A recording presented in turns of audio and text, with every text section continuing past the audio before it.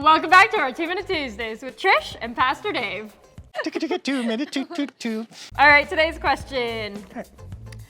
What parts of the Bible do you find most objectionable? That's a hard word to say. Objectionable. Yeah, okay. Are there any parts that make you cringe? That's from Jeannie. Yeah, I mean, but before we get there, we should probably say that most of what makes me cringe about the Bible is the way people use it.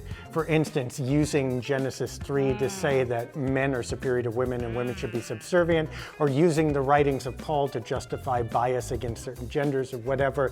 That's cringy, and that's not... A careful reading of what's said reveals that 95% of it is tacked on, and the 5% that's still there probably isn't as significant as people make it.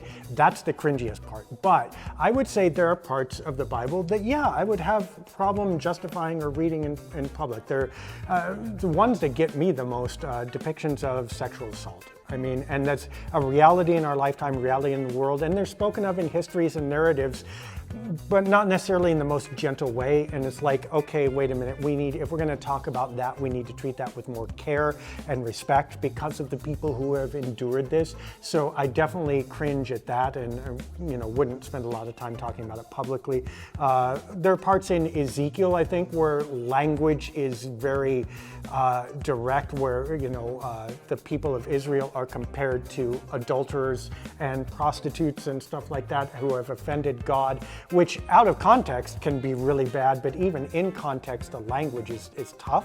So yes, I would say there are some parts that, because of our imperfections and frailties, that probably it's not necessarily safe or prudent for us to just talk about casually, but that doesn't mean we couldn't read it and talk about it seriously. We just have to realize what we're getting into and kind of make up for the language gap or the cultural barrier a little bit as we do so. Yeah, that was a good question. Yeah.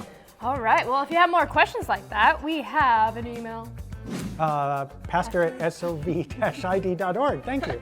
You're I forgot welcome. it. I was still thinking about other parts of the Bible that were, see, that question got me spinning, because it's really not did. something that isn't, it's not something that's asked very much, right? But yeah. it is a good question, right? By the way, we should say also, sorry to go on, but look, if someone says this part of the Bible is objectionable to me, I don't say, you don't understand it.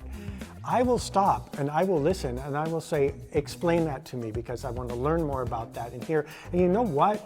Often it kind of is. And again, it's not necessarily because it's intended badly or whatever. It's often because of the language or how it's used or whatever. We need to understand that if we're going to talk seriously about this document and its effect on us, because otherwise we're just going in blindly with like a bunch of TNT and saying, who cares who this affects? Boom. And you shouldn't do that. Yeah. All right. That was a long 2-Minute Tuesday, but, but that was a good question. It was two 2-minute Tuesdays. All anyway, right. pastor@sov-id.org. Yes, and a website at myboisechurch.org, and our new website YouTube. Not a new website yet. SOV Boise at YouTube. All right, we'll see you next week for our next video. Good job.